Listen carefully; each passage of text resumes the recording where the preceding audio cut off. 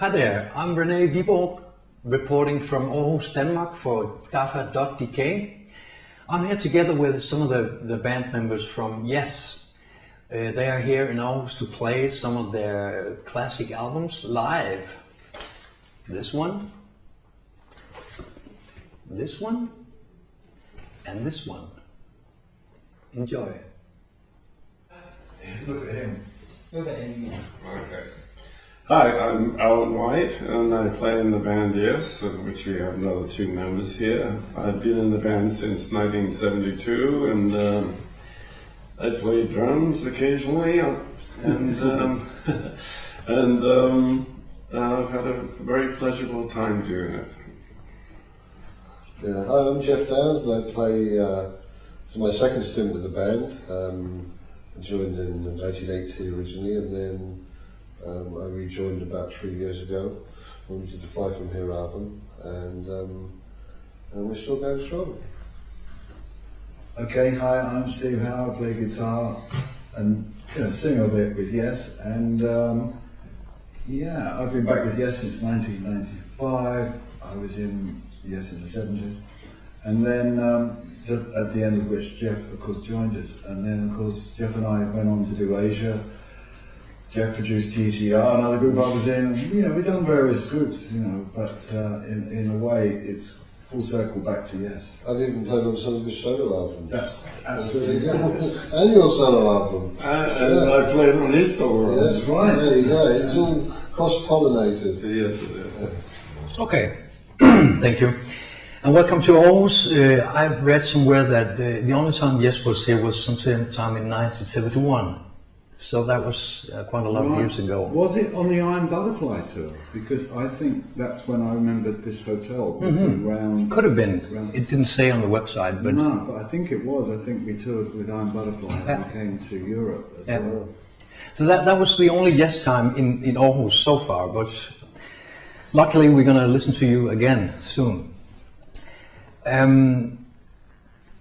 This ongoing tour where you play 3 classic albums, which are the Yes album, Close to the Edge, and Going for the One.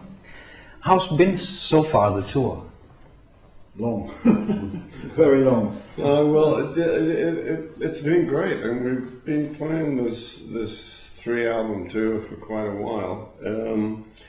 And it's a little bit more arduous in Europe. It seems to be harder to transport getting around, but at the same time the crowd is still as enthusiastic, and we're enjoying it. Yeah, we started over 14 months ago on this kind of tour.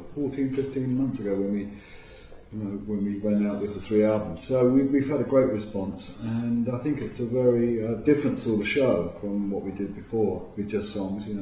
Now we do the whole framework of the album. And the albums, it's kind of different. It's a nice mix, because also those albums were, they were obviously vinyl, because CDs weren't around at that point. So they sort of bring back memories of when people played the original vinyl, because we play them in sequence, each album in sequence. So you get the effect of it sort of like playing one side of the album and then flipping it over and then playing the other side. That's how people listened to music in those days. They didn't. They didn't kind of just download one track from one album and put together their own little shuffle mode on their iPod. They were conceived as albums, and I think that's one of the reasons why this tour has been so successful. Yeah, it's kind of like from those days, it was a total experience. You looked at the artwork and you were listening to the album track by track and getting the full experience. Nowadays, people compile, like you said. Yeah.